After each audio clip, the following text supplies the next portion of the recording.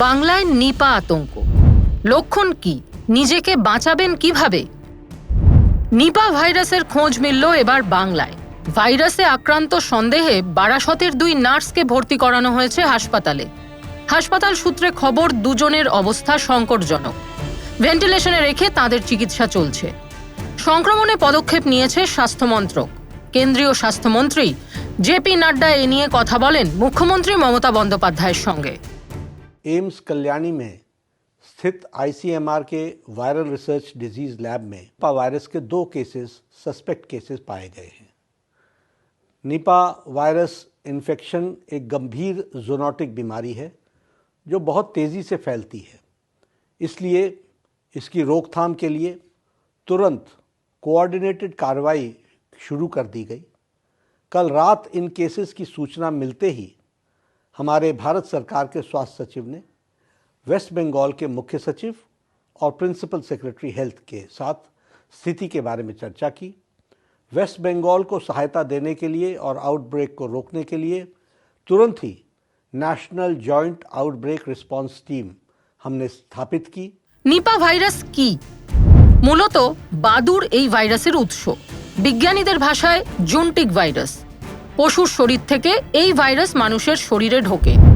আক্রান্ত পশুদের দেহের অবশিষ্টাংশ মলমূত্র থেকে এই সংক্রমণ ছড়াতে পারে। বাদুড়ের আধ খাওয়া ফল থেকে ছড়াতে পারে এই ভাইরাস। নিপা ভাইরাস কি এই প্রথমবার আমাদের রাজ্যে এর সংক্রমণ ঘটলো? না, নিপা ভাইরাসের সংক্রমণ কিন্তু এর আগেও ঘটেছে 2001 সালে, এবং বিগত বছরগুলোতে কেরালা সহ পশ্চিম ভারতবর্ষের অন্যান্য বিভিন্ন রাজ্যেও কিন্তু নিপা ভাইরাসের প্রাদুর্ভাব বা সংক্রমণ লক্ষ্য করা গেছে। এই ভাইরাসের সংক্রমণ আবিষ্কার হয় মালয়েশিয়া এবং সিঙ্গাপুরে 1998 থেকে 99 সালে। এই ভাইরাসের সংক্রমণ ঘটে কিভাবে? বিশেষত ফল খেকো বাদুড় বা ফ্রুট ব্র্যাটের মাধ্যমে এই ভাইরাসের সংক্রমণ ঘটে। এই ফল খেকো বাদুড়ের সংক্রামিত লালা রস, মলমূত্র যদি ফলের সাথে বা ফলের রসের সাথে মিশে গিয়ে থাকে এবং তা যদি মানুষ বা অন্যান্য প্রাণী পান করে বা গ্রহণ করে, তাহলে তাদের ক্ষেত্রে নিপা ভাইরাসের সংক্রমণ লক্ষ্য করা যায়। নিপার উপসর্গ কি? প্রাথমিক লক্ষণগুলি হলো জ্বর, মাথা ব্যথা, বমি ও গলা ব্যথা। এছাড়াও বিভ্রান্তি, তন্দ্রা ও স্নায়বিক লক্ষণও দেখা যায়, যা এনসেফালাইটিসের ইঙ্গিত দেয়। গুরুতর ক্ষেত্রে তীব্র শ্বাসকষ্ট, খিঁচুনিও হতে পারে। ভাইরাসের সংস্পর্শে আসার 3 থেকে 14 দিনের মধ্যে উপসর্গ শুরু হয়। অনেকের শ্বাসকষ্টও হয়। তাদের থেকেই রোগ বেশি ছড়ানোর আশঙ্কা।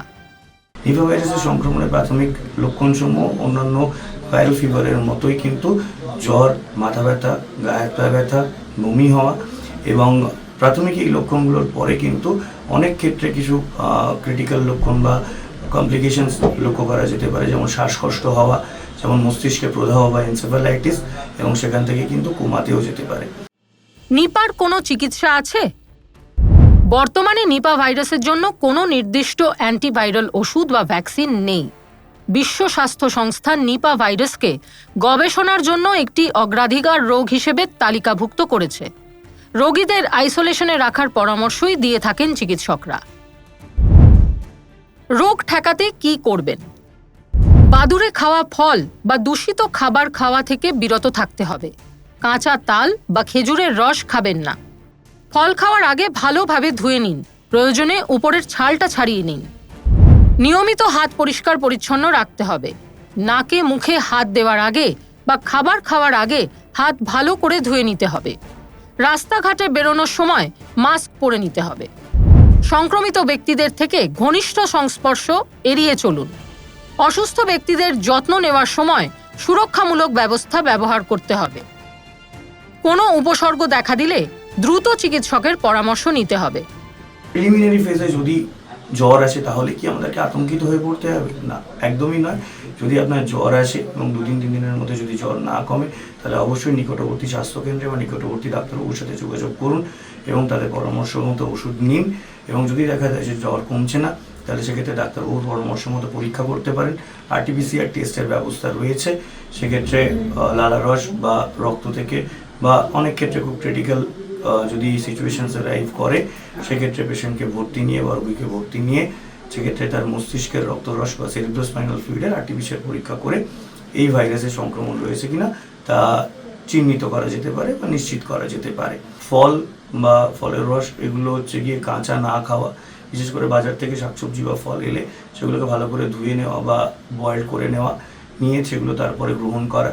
এবং যদি কেউ জ্বর বা কাশি বা বমি এই ধরনের সংক্রমণের মধ্যে দিয়ে যান, তাহলে অবশ্যই কিছুদিন আইসোলেশন মেনটেন করা এবং মাস্ক পরিধান করা, এই ধরনের খুব বেসিক স্বাস্থ্যবিধিগুলো যদি আমরা মেনে চলি, তাহলে অনেক ক্ষেত্রেই কিন্তু আমরা এই নিপা ভাইরাসের সংক্রমণের যে কমপ্লিকেটেড স্টেপসগুলো হতে পারে বা হয়, ঠিক আছে, সেগুলোকে কিন্তু সহজেই প্রতিরোধ করা যেতে পারে। যদি জ্বর, সর্দি, কাশি বা যে কোনো রকমের কোনো লক্ষণ আপনি লক্ষ্য করে থাকেন আপনার বা আপনার পেশেন্টের মধ্যে, তাহলে অবশ্যই দ্রুততার সাথে অবহেলা না করে, সময় নষ্ট না করে নিকটবর্তী ডাক্তারবাবুর পরামর্শ নেবেন বা স্বাস্থ্যকেন্দ্রে যাবেন বা হসপিটালে যাবেন এবং সেখানে ডাক্তার এবং স্বাস্থ্যকর্মীদের পরামর্শ মতো যারা যা উপদেশ দেবেন সেগুলো মেনে চলুন।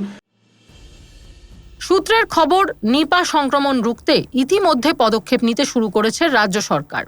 Bureau report, সংবাদপ্রতিদিন.in।